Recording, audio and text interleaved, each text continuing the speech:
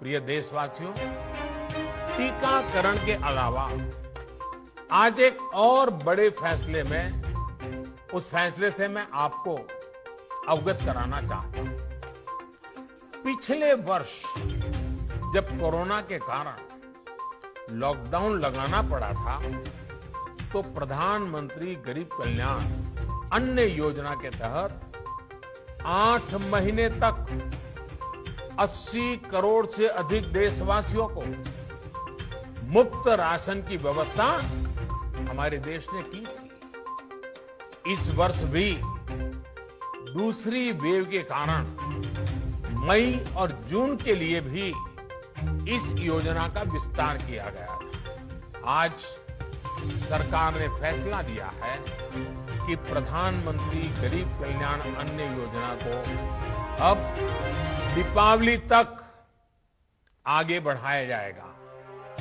महामारी के इस समय में सरकार गरीब की हर जरूरत के साथ उसका साथी बनकर खड़ी है। यानी नवंबर तक 80 करोड़ से अधिक देशवासियों को हर महीने तय मात्रा में मुफ्त अनाज उपलब्ध होगा।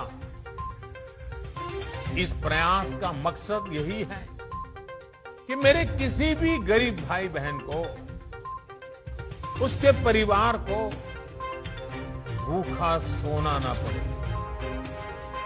साथियों, देश में हो रहे इन प्रयासों के बीच कई क्षेत्रों से वैक्सीन को लेकर भ्रम और अफवाहों की जानकारी चिंता बढ़ाती है।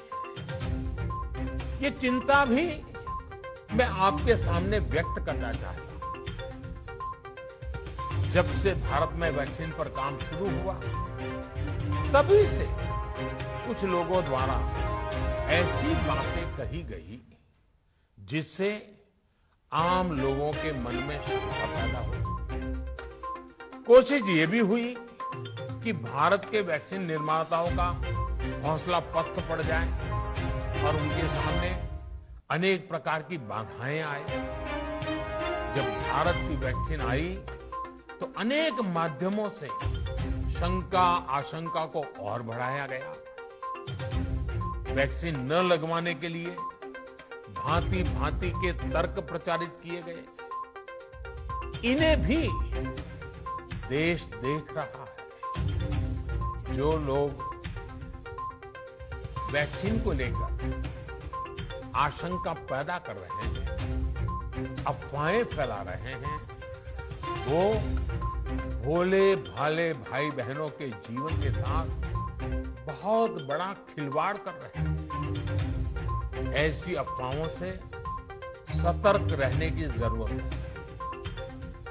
मैं भी आप सबसे, समाज के प्रबुद्ध लोगों से, युवाओं से अनुरोध करता हूं कि आप भी वैक्सीन को लेकर जागरूकता बढ़ाने में सहयोग करें।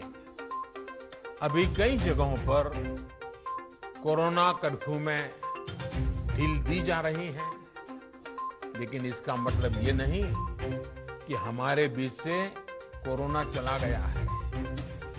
हमें सावधान भी रहना है और कोरोना से बचाव के नियमों का भी सख्ती से पालन करते रहना है। मुझे पूरा विश्वास है हम सब कोरोना से इस जंग में जीतेंगे।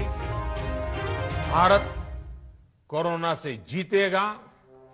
इन्हीं शुभकामनाओं के साथ आप सभी